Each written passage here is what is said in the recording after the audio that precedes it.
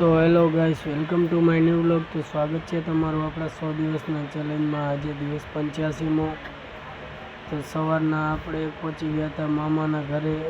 જોઈ શકો છો પ્યારી ગુડિયા છે.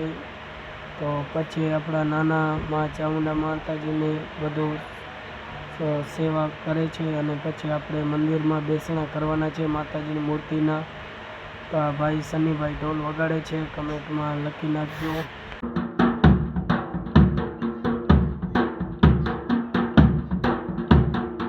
તો અમારા લાલાભાઈ બનાવે છે આપણા માટે સ્પેશિયલ કાળી ચાય. જોઈ શકો છો લીંબુના પત્તાના કટકા કરીને આ નાખી દીધી. ભાઈ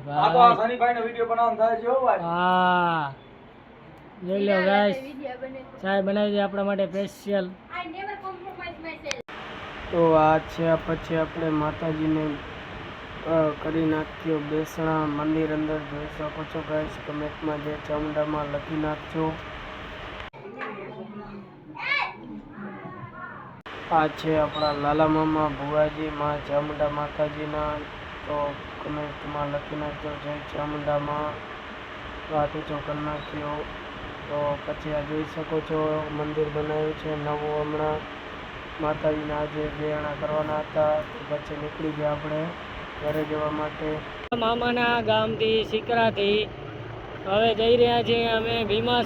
આપણે મોગલધામ રસ્તામાંથી આપણે 5-6 કિલોમીટર હતો છેટો, તો કીધો ભાઈ ચાલો મોગલધામ દર્શન કરતા આવીએ. તો આવી ગયા આપણે મોગલધામ. વિડીયો બનાવીશ.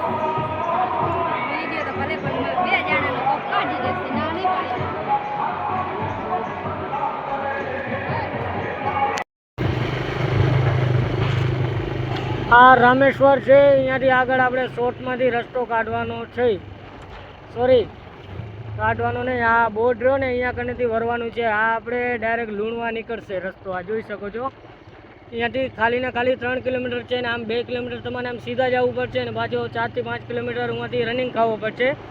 એટલા માટે જ્યારે પણ કોઈ મોગલધામ આવે એટલે આ રસ્તેથી આવી જવાનું. તો આ રસ્તો અહીંયાથી નીકળે છે. આ જે શોર્ટકટ રસ્તો આવે છે એ ડાયરેક્ટ અહીંયાથી નીકળે. જોઈ શકો છો ગાઈસ, આ લુણવાથી આવે છે રસ્તો, બરોબર.